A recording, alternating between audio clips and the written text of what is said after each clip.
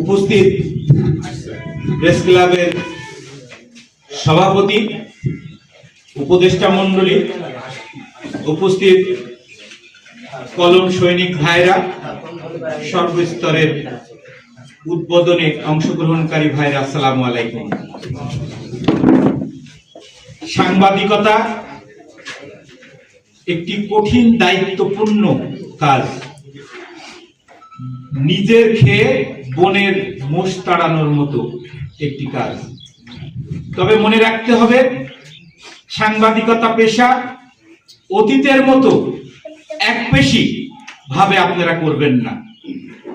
আমি দেখেছি অনেক বস্তুনিষ্ঠ সংবাদ আপনারা পরিবেশন করতে পারেননি। আরেকটি প্রেস ক্লাব মিরপুরে আছে, কুক্ষিগত করে রেখেছে, সাংবাদিকতা পেশাটাকে একদম কলঙ্কিত করে রেখেছে। মুষ্টিমেয় কয়েকজন লোক এই সাংবাদিকতা পেশাটাকে একদম জিম্মি করে রেখেছে। এখানে নতুন একটি ছেলে লেখাপড়া শিখেও যদি বলে আমি মিরপুরে সাংবাদিকতা করব, প্রেস ক্লাবের সদস্য হওয়ার মতো তাদের অবস্থান নেই। তারা প্রেস ক্লাবটাকে এমন ভাবে গন্ডি করে রেখেছে। অথচ বিগত স্বৈরাচার সরকারের আমলে অনেক গুম, খুন, জুলুম, নির্যাতনের শিকার হয়েছি, দেখেছি এই প্রেস ক্লাবের নীরবতা। আসলে কিন্তু এটা সাংবাদিকতার লক্ষণ না, এটা ছিল একটা কুক্ষিগত সাংবাদিকতা। আপনারা মিরপুর উপজেলা প্রেস ক্লাব আজকে এখানে প্রতিষ্ঠিত করছেন, আমি আপনাদের সাফল্য কামনা করি। কিন্তু একটা জিনিস মনে রাখবেন, মিরপুরটা মাদকে সয়লাব।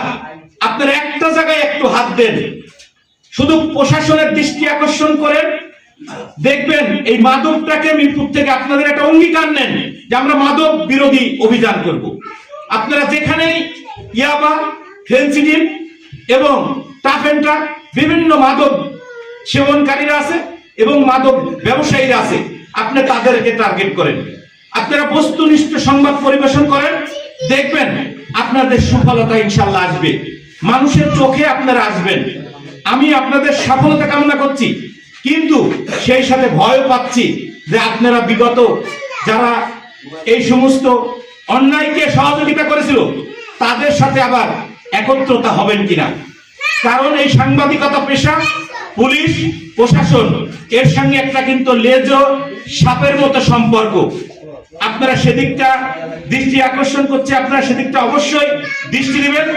অন্যায়কে অন্যায় বলবেন, ন্যায়কে ন্যায় বলবেন, বস্তুনিষ্ঠ সংবাদ পরিবেশন করবেন। আমি আপনাদের